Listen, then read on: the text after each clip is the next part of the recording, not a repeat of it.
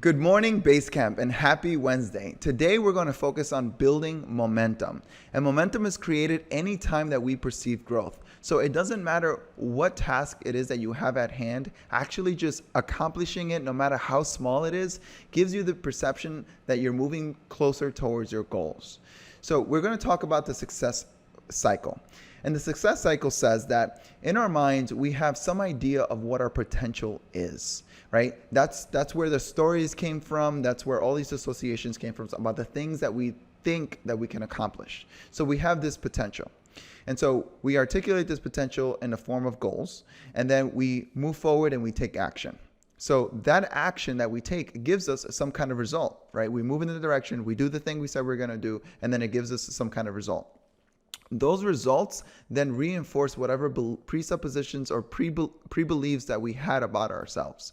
So if you, for example, thought that you can achieve this goal, that it was very attainable, and you took some action and then you got some results and they really weren't up to par with what you thought you could do, then you're not going to really have the same idea of the amount of potential that you had before. But the opposite is also true. If you have some idea of what your potential is and you take some action and it gives you outstanding results, then you have a higher belief about yourself and about what you can accomplish. And then once you have that momentum going, then you can go ahead and take more action, which will give you more results, which will reinforce the beliefs that you have. And then it just becomes automatic or autonomous. So we have everything already listed, all the small tasks that you pull all together, and it allows you to achieve your goal. So if you take any action in the direction of those steps, then it'll begin to give you momentum and you'll start to get those results. What I want you to do is I want you to focus when things aren't working, for you not to get discouraged about the results that you're getting. Instead, ask yourself, okay, this isn't working. What else can I try? Who else can I talk to? How can I get even more resourceful? How can I manage my state even more? Not to get caught up with like, oh, well, I tried and I did this, right? And you always hear people say, I tried everything. It was like, well, obviously you didn't try everything because what you're trying to do is possible and other people have achieved it. So you haven't tried everything. In fact, you haven't tried the thing that that person has done in order to achieve the same results.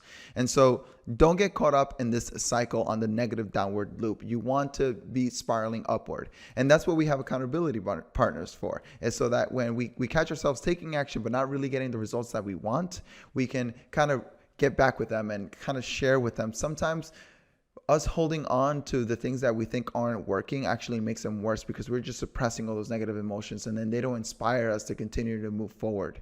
And so it's really important to also use our circle of influence as a rebound and to get us up and to get us going.